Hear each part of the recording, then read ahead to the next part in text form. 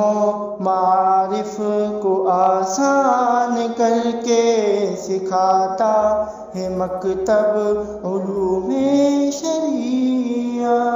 بسم اللہ الرحمن الرحیم۔ السلام علیکم۔ 10ویں پارے کا خلاصہ۔ اس پارے میں 2 حصے ہیں۔ نمبر 1 سورہ انفال کی آخری 35 آیات۔ نمبر 2 سورہ توبہ کی ابتدائی 93 آیات۔ پہلا حصہ۔ سورہ انفال کی آخری 35 آیات میں 5 اہم باتیں یہ ہیں: مال غنیمت کا حکم، غزوہ بدر کے حالات، اللہ تعالیٰ کی نصرت کے 4 اسباب، جنگ سے متعلق ہدایات، ہجرت اور نصرت کے فضائل۔ نمبر 1 مال غنیمت کا حکم۔ مال غنیمت کا حکم یہ بیان ہوا کہ 5واں حصہ نبی کریم صلی اللہ علیہ وسلم، آپ کے قریبی رشتہ داروں، یتیموں، مسکینوں اور مسافروں کے لیے ہے، اور باقی 4 حصے مجاہدین کے لیے۔ نمبر 2 غزوہ بدر کے حالات۔ کفار مسلمانوں کو اور مسلمان کفار کو تعداد میں کم سمجھے، اور ایسا اس لیے ہوا کہ اس جنگ کا ہونا اللہ کے ہاں طے ہو چکا تھا۔ شیطان مشرکین کے سامنے ان کے اعمال کو مزین کر کے پیش کرتا رہا۔ دوسری طرف مسلمانوں کی مدد کے لیے آسمان سے فرشتے نازل ہوئے۔ قریش غزوہ بدر میں ذلیل و خوار ہوئے۔ نمبر 3 اللہ تعالیٰ کی نصرت کے 4 اسباب۔ 1 میدان جنگ میں ثابت قدمی۔ 2 کثرت سے اللہ کا ذکر۔ 3 آپس کے جھگڑوں سے اجتناب۔ 4 ناموافق امور پر صبر۔ نمبر 4 جنگ سے متعلق ہدایات۔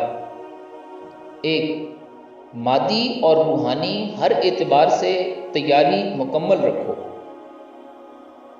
2 اگر کافر صلح کی طرف مائل ہوں تو صلح کر لو۔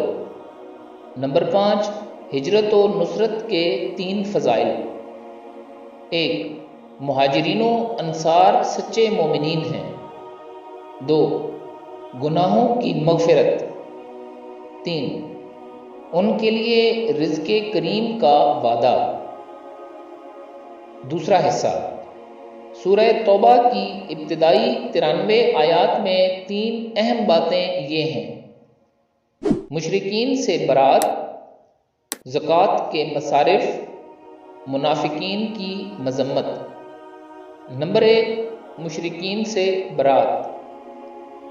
مشرکین سے برات کا اعلان کیا گیا اور انہیں مسلمان ہو جانے یا پھر جزیرہ عرب سے باہر کہیں چلے جانے کے لیے مختلف مہلتیں دی گئیں۔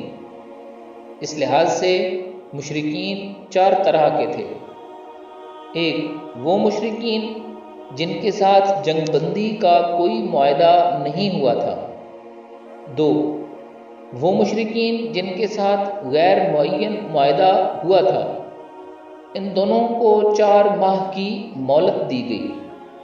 3 جن مشرکین نے جنگ بندی کا معاہدہ توڑا تھا، جیسے کفار قریش، انہیں کوئی مہلت تو نہیں دی گئی، لیکن چونکہ اعلان برات حج کے دنوں میں تھا، اس لیے ذوالحجہ اور محرم کے گزر جانے کے بعد ان کے ساتھ قتال کا حکم دیا گیا۔ 4 جن مشرکین نے جنگ بندی کے معاہدے کو نہیں توڑا تھا، جیسے قبیلہ کنانہ کے 2 چھوٹے قبیلے بنو زمرہ اور بنو مدلج، ان کے معاہدے کی مدت ختم ہونے تک انہیں مہلت دی گئی۔ نمبر 2 زکوٰۃ کے مصارف۔ سورہ توبہ کی آیت نمبر 60 میں زکوٰۃ کے 8 مصارف بیان کیے گئے ہیں۔ 1 فقراء، 2 مساکین، 3 صدقات وصول کرنے والے اہلکار، 4. وہ لوگ جن کی دلداری مقصود ہو. 5. غلاموں کو آزاد کرنے کے لیے. 6. مقروض. 7. اللہ کی راہ میں. 8. مسافرین. واضح رہے کہ قرآن کریم کے بیان کردہ ان مصارف کی تشریح میں بہت تفصیل ہے، اس لیے زکوٰۃ ادا کرنے کے لیے علماء کرام سے مزید اچھی طرح ان مصارف کو سمجھنا ضروری ہے. نمبر 3. منافقین کی مذمت. منافقوں اور مسلمانوں میں امتیاز کرنے والی بنیادی چیز غزوہ تبوک بنی. رومیوں کے ساتھ مقابلہ جو وقت کے سپر پاور تھے اور شدید گرمی اور فقر و فاقہ کے موقع پر پھل پکے ہوئے تھے، مسلمان سوائے چند کے سب چلے گئے، جبکہ منافقین نے بہانے تراشنے شروع کر دیے. پارے کے آخر تک منافقین کی مذمت ہے، یہاں تک فرما دیا کہ اے پیغمبر آپ ان کے لیے 70 بار بھی استغفار کریں تو بھی اللہ تعالیٰ ان کی مغفرت نہیں کرے گا، اور اگر ان میں سے کسی کا انتقال ہو جائے تو آپ اس کی نماز جنازہ بھی نہ پڑھیے گا. علوم و معارف کو آسان کر کے سکھاتا ہے مکتب علوم